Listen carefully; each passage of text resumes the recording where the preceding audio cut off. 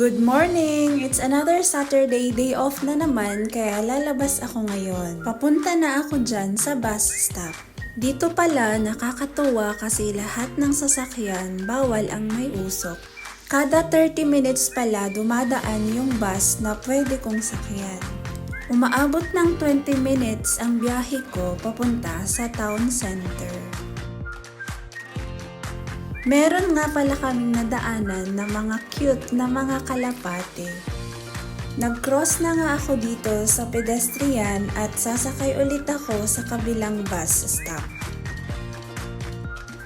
Sakto nga dito na yung bus na sasakyan ko.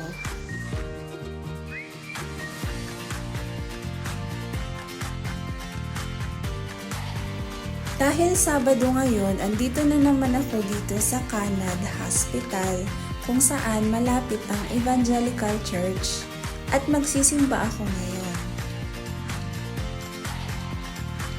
Meron nga pala silang toddler classroom para sa mga bata.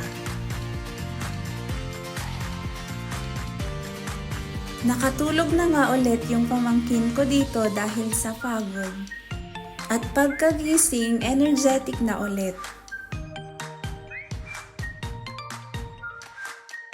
Pagkatapos ng service, meron silang pakain at kumain kami ng fried chicken tsaka fries. Nagkayayaan pala kaming magkape sa Mall of Al-Ain kaya hinatid kami ni Kuya doon. Dito kami sa may back door ng Mall of Al-Ain pumasok at bumungad sa amin itong fountain na to. Dito sa Dunkin nga pala kami magkakape.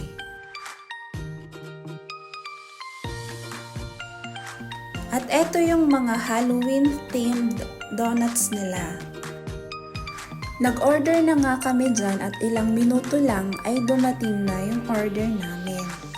Ganito pala kalaki yung medium size ng kape na siniserve nila. Masarap nga pala itong pistachio kunafa at isa ito sa mga best seller nila. Ang sarap talagang magkape, sabay mo pa yung kwentuhan. At napaka-cute din ng banding ng mga chikiting. Pagkatapos naming magkape ay sinimulan na naming maglibot. Marami din kasing mga nakasale dito kaya titingin kami. Enjoy na enjoy din si baby sa stroller niya. Una naming pinuntahan ay etong Max. Meron kasing special occasion at naghahanap kami ng isusuot. At dahil wala kaming nakita sa Max, lumipat kami dito sa Brands for Less. Alam nyo ba, ang mumura at ang gaganda ng quality ng mga bags dito kahit class A pa yan. Marami din palang nakasale dito sa clothes section. Papunta kami dito sa women's section sa mga dress. At eto na nga, tumitingin kami, sabay nagsukat na rin kami. At dahil meron na akong napili, papunta na ako ngayon sa counter para magbayad. Mapa-shopping man yan or window shopping, ang isa sa mga kaligayahan nating mga babae ay eto. Lumipat ulit kami sa ibang shops at may nadaanan kaming mga sweets. Meron nga din palang ice skating section dito sa first floor ng Mall of Al-Ain para sa mga bata.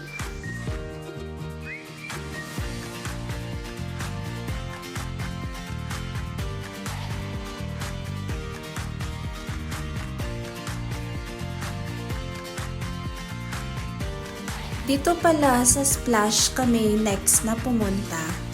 Marami rin silang variety ng damit na binibenta dito.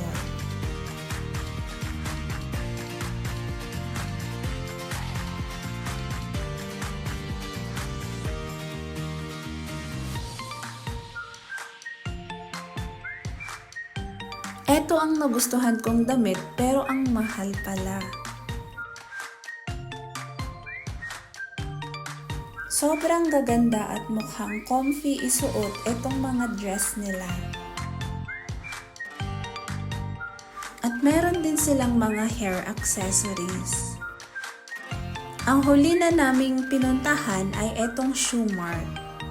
Marami din palang nakasale dito ngayon kaya yun yung pupuntahan namin ngayon.